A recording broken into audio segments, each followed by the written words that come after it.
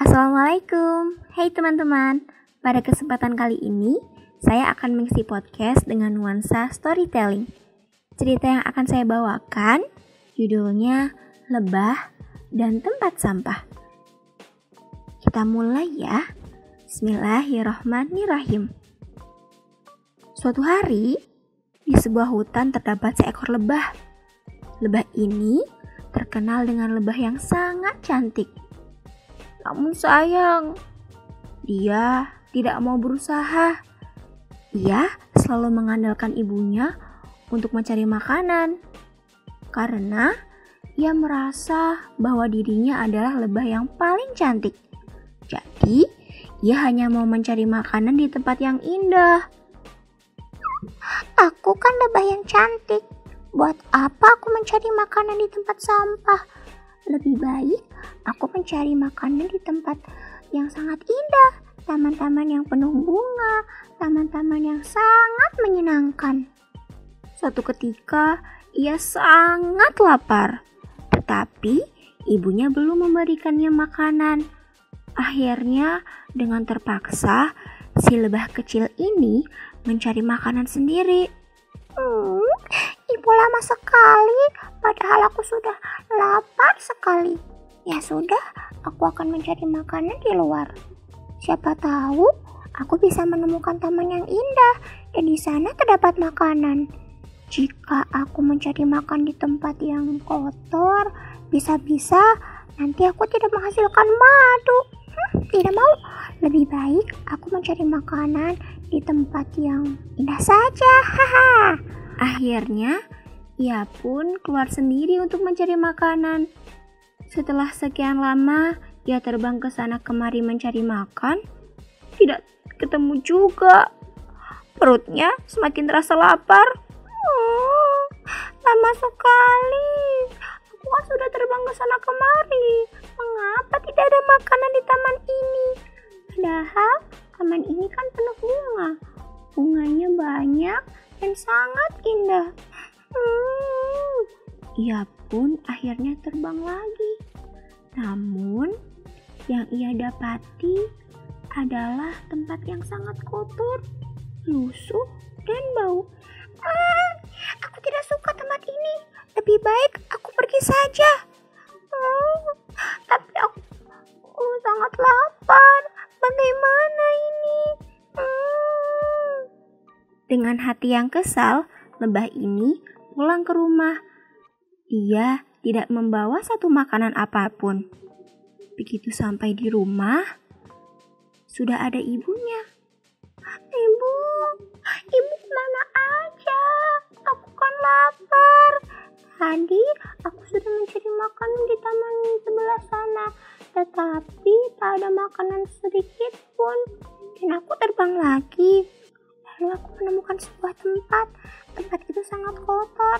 Aku tidak ingin memasuki tempat itu. Bisa-bisa aku mendapatkan makanan yang tidak baik. Aku tidak mau, Bu. Tetapi aku sangat lapar. Nah, kau ini seekor lebah.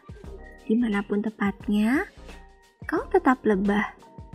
Dimanapun tempatnya, yang kau cari adalah makanan.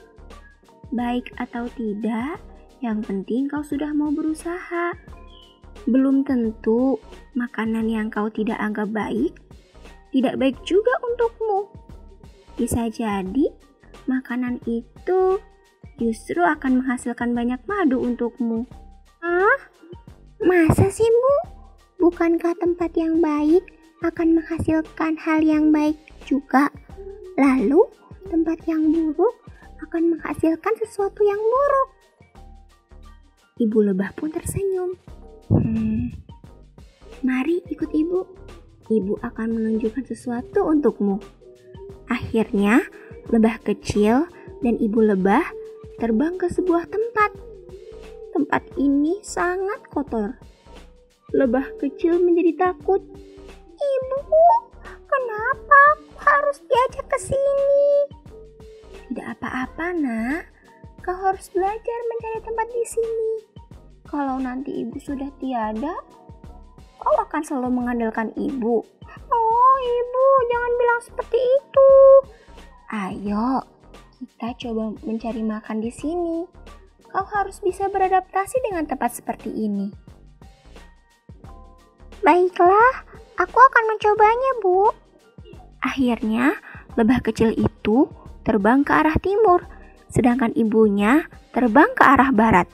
Mereka sama-sama mencari makanan. Namun, setelah sekian lama mereka mencari makanan, lebah kecil belum mendapatkan makanan juga.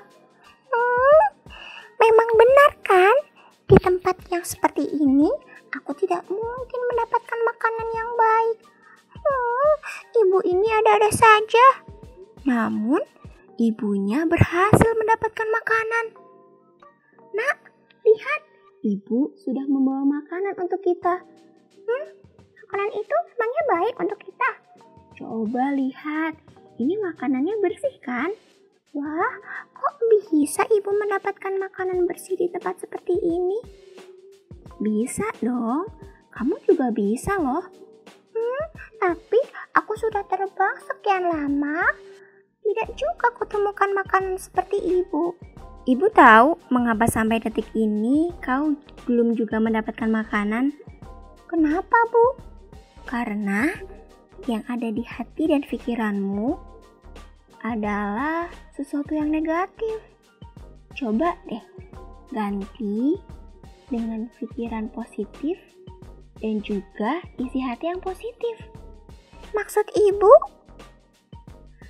Kalau hati dan pikiran selalu negatif, maka apa saja yang kita lihat akan selalu menjadi negatif. Dan hasil akhirnya adalah sebuah kehidupan yang negatif.